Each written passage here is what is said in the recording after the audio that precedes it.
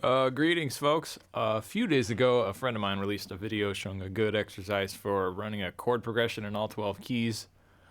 And it kind of inspired me, so I thought I would show you a nice voicing substitution for the progression and also talk about how you can apply the substitution elsewhere in your music. First things first, here is the here's the progression.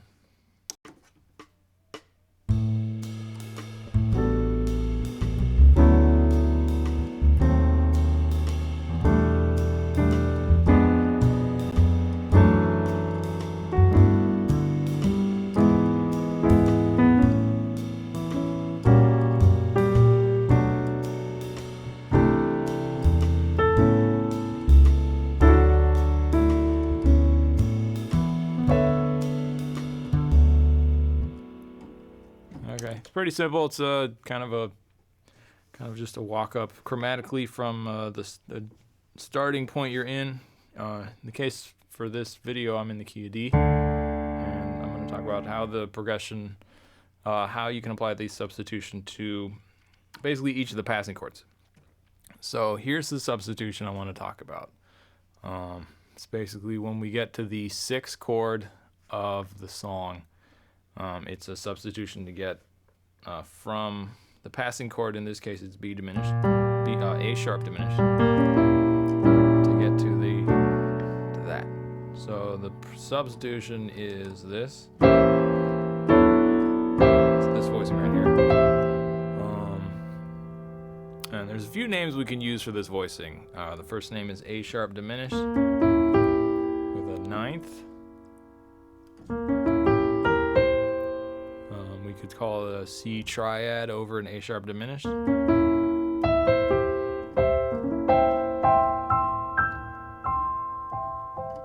Or we could call it an F sharp diminished, F sharp seventh with a lowered ninth and a raised 11th. There's our flat 9. There's our sharp 11. And there's it's just the dominant 7th of the chord, flat 7th. So here's how it's built. These voicings are rootless, meaning that the bass player will be playing the root of the chord. So keep that in mind while learning these voicings. I'm going to be explaining this relative to the third name for the voicing, which is F sharp 7, flat 9, sharp 11. What we want to focus on is the melody note of our voicings. The melody is the 7th of the chord. In this case, it's E, and it's the 7th of F sharp. 1, 2, 3, 4, 5, 6, 7th. On the right hand, I'm playing a C triad, which is the tritone of our root.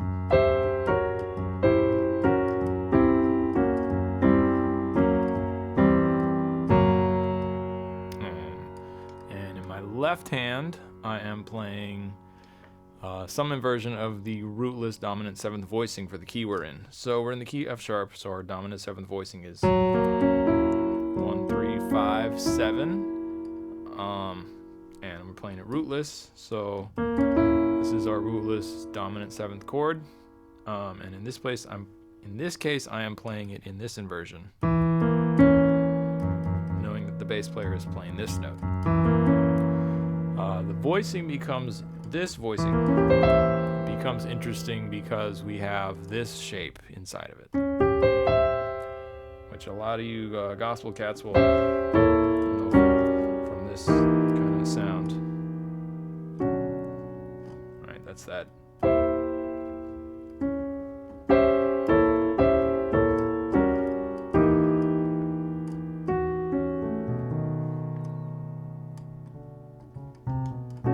That's that common sound. It's got a nice buzz to it. From a scale degree point of view, this particular voicing, it has both a 5th in it. There's our 5th right there. It has a sharp 11 in it as well. So it's a cool kind of sound. I like to resolve this to a minor 7th chord with the 9th in the melody. So we're resolving from F sharp 7 to B minor with the 9th. So 1, 2, 3, 4, 5, 6, 7, 8, 9. So my voicing resolves like this. 2,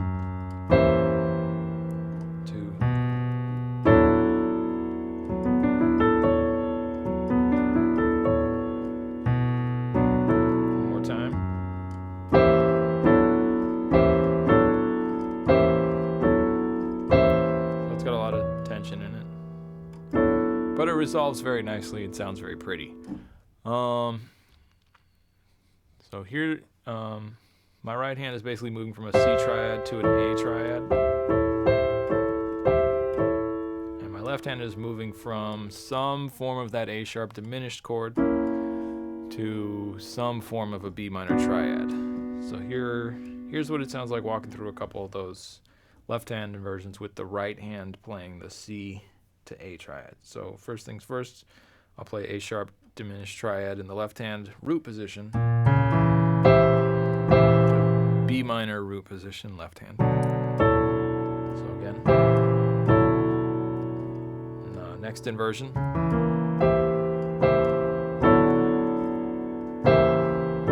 And this is a pretty,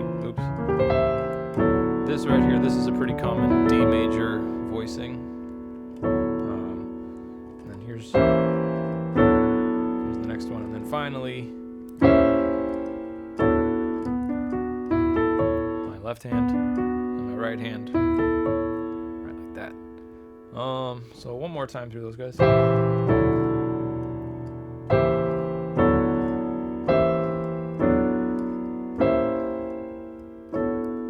Okay, so that's how the different positions of the left hand. You can hear the way the diminished triad is resolving to the minor triad. The reason this substitution works is because the fully diminished seventh chord is actually part of the dominant chord in the dominant tonic resolution for minor keys.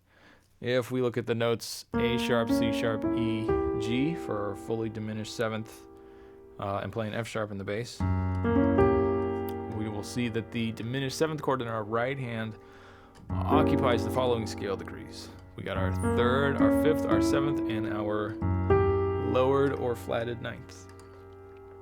Coming from a classical theory point of view, the flatted ninth is an okay note because it's taken from the natural minor scale of the key we are resolving to. Since we're in the key F sharp, we are resolving to B minor, and G, that flatted ninth, is the sixth degree of the B natural minor scale.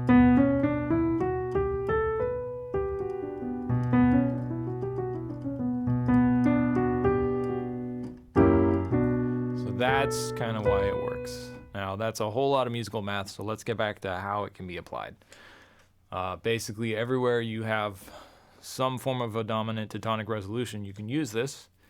In the piano exercise video my friend posted, you can use this substitution every time you see a diminished chord or a first inversion major triad.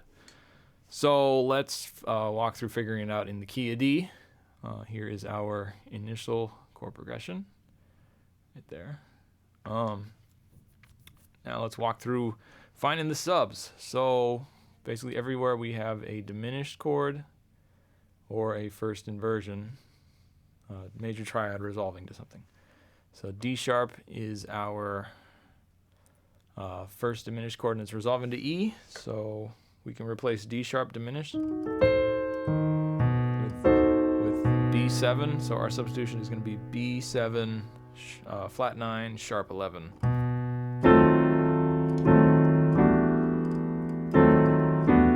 So the tritone of B is an F triad. We want the seventh of B to be our melody note, or you could say that that's is an F triad in second inversion, and it resolves into that chord.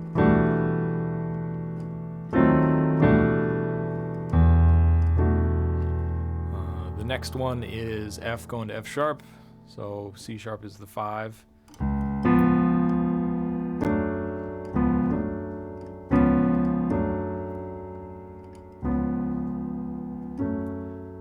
So our substitution is C sharp 7, flat 9, sharp 11, or G triad over C sharp 7.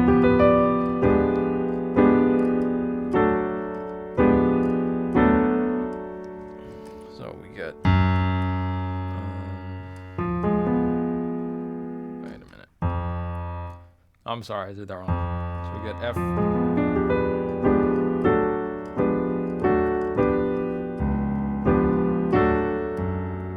And then for B over F sharp. Well, let me type these in actually. So our first substitution would be B7 sharp flat 9 sharp 11. And then for this one, it's gonna be C sharp 7 flat 9 sharp 11.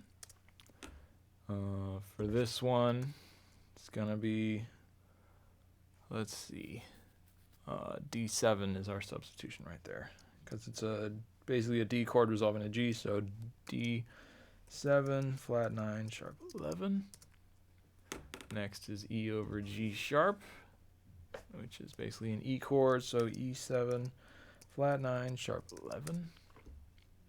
A sharp diminished. This becomes F sharp 7 flat 9 sharp 11.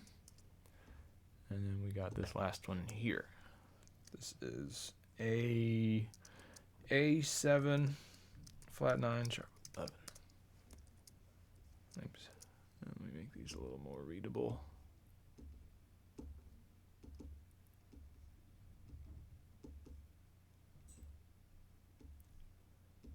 Okay. So now we can see that pretty well. Let me lower this a little bit. Okay, so let's walk through each one playing slowly. So our first chord, D major. All right, then we go to this.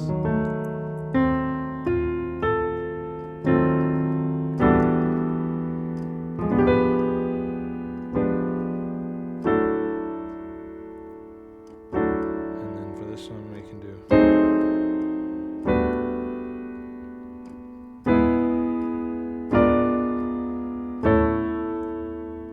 You guys catch that one? So that's pretty nice. It's got like it's not something you would normally hear. And then there's this one.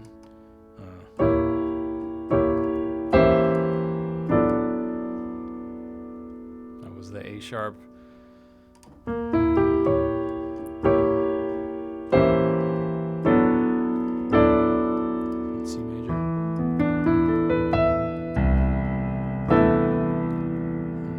C sharp. And we could play this. E flat over A7. And resolve it. Oops. So that one was.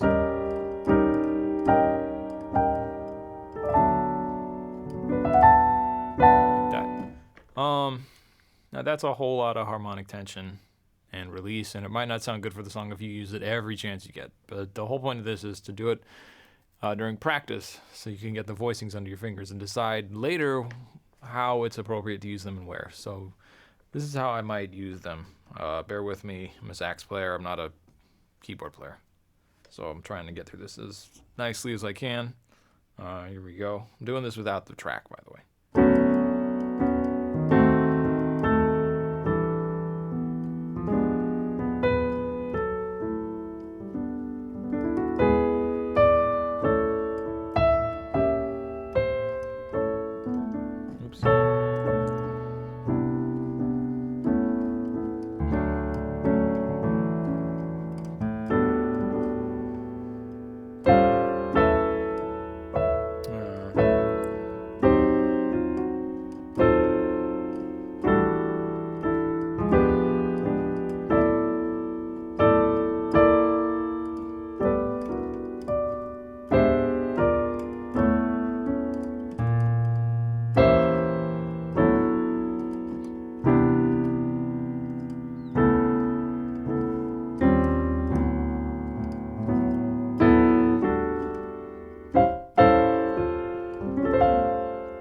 So bearing in mind all the little mistakes and stuff, you can kind of hear how they, they add a little bit of color, mainly to the diminished chords.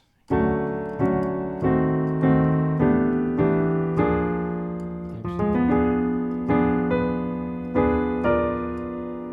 Like that one right there.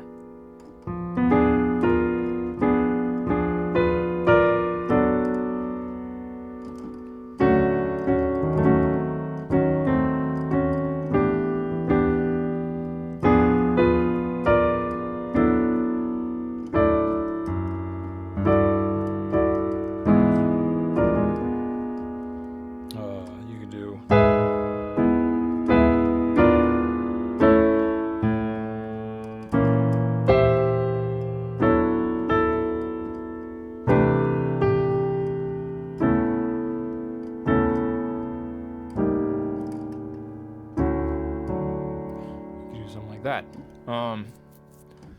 So that's kind of how to use them, applied to all 12 keys. As a final tidbit, any clever folks who know their theory pretty well will realize that you could use any dominant chord substitution wherever we replaced a diminished chord or first inversion triad with a dominant chord. So going through all the possibilities of those dominant chords is obviously another video altogether. But just keep that in mind. Just as a little example for that. So for the B chord, instead of doing this,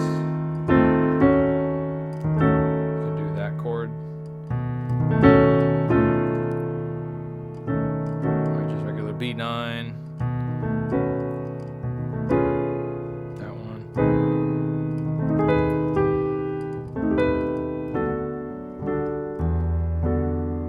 You can do that.